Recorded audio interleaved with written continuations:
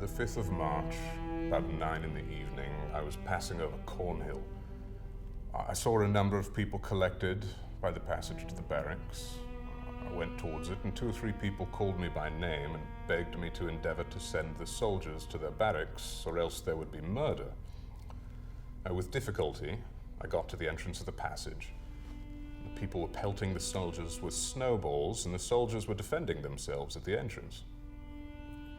The same evening, about half an hour before this affair happened, I was in King Street and was accosted by a barber's boy who said, "There goes the fellow who hath not paid my master for dressing his hair." Fortunately for me, I had his receipt in my pocket, and the sentinel said, "He's a gentleman, and if he owes you anything, he will pay it." I passed on without taking any notice of what the boy said. I left work at 8 o'clock and went down to Royal Exchange Lane. I saw men with sticks. I came back with Bartholomew Brothers. I then went round the townhouse. I went to the custom house. I stood at Exchange Corner. I said to 3 men that Captain Goldfinch was mean and owed my fellow prentice. The sentinel said he was a gentleman. I said there was none in that regiment. I said I was not ashamed to show my face.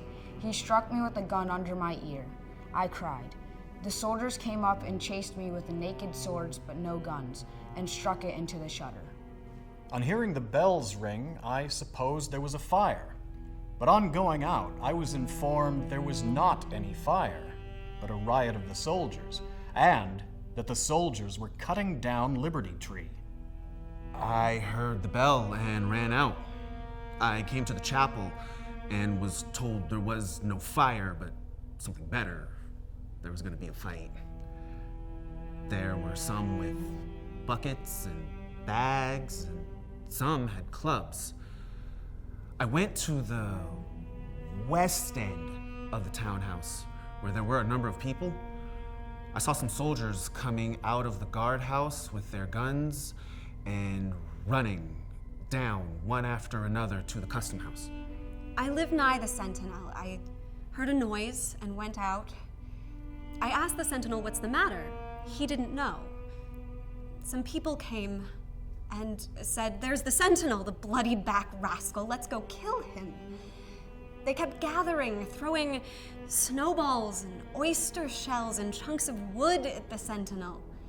They beat him from the box to the customs house steps. A space after, I saw a party coming down from the main guard with an officer who proved to be Captain Preston.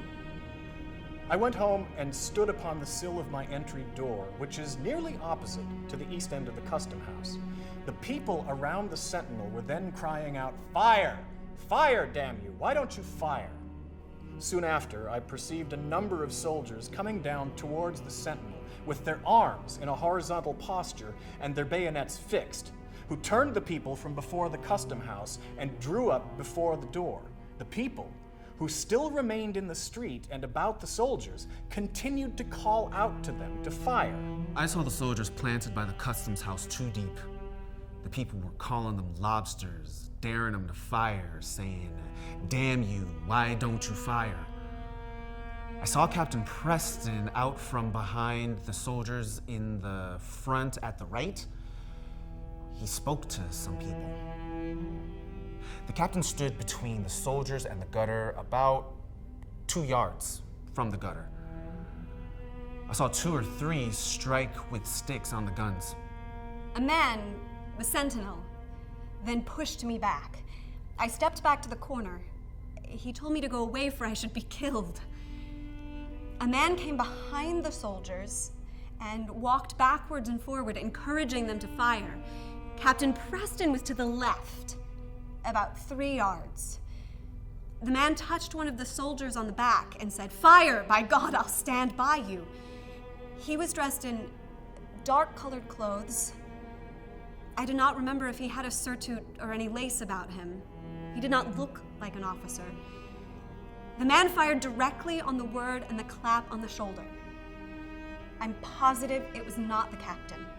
In this situation, they remained some minutes, when I heard a gun snap, and presently a single gun fired, and soon after several others went off, one after another, to the number of 3 or 4, and then I heard the rammers go into the guns as though they were loading. Immediately after, 3 or 4 more went off in the same manner, at which time a ball passed through my right arm, upon which I immediately retired into the house. At the time of the sentinels being surrounded and at the time of the firing, it appeared that there were from 50 to 100 persons in the street, and no more.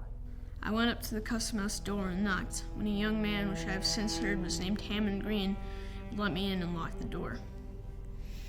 And 4 or 5 men went upstairs, pulling and hauling me after them, saying, "Good boy, come," when I was carried into the chamber. There was but one light in the room, and that was in the corner, when I saw a tall man loading a gun. After the gun was loaded, the tall man gave it to me and told me to fire, and said he would kill me if I did not. I told him I would not. He, drawing a sword out of his cane, told me if I did not, he would run it through my guts. The man pulling the gun out the window, it being a little open, I fired it sideways up the street. The tall man then loaded the gun again. After I fired the second gun, I saw my master in the room. He took a gun and pointed it out the window. I heard the gun go off. Then a tall man came and clapped me on the shoulders above and below the stairs, and said, "That's my good boy. I'll give you some money tomorrow." When the noise was in the street before the custom house, I went with Hammond Green, Nancy Green, and Mary Rogers up into that chamber of the house, which is next to Royal Exchange Lane, and right over the sentry box as it then stood, and from the west window in that room saw the party of soldiers come down from the main guard to the sentry. I tarried in this room until the firing was all over and the soldiers had returned from whence they came. There was no other person in this room, except them I have mentioned, during the whole time of my being there. Nor was there any gun or pistol or candle in the room, nor was the door of the balcony or any of the windows in the chamber opened that evening to my knowledge. Verily, I believe they were not. The French boy was not there that evening, nor did I ever see him there in my life.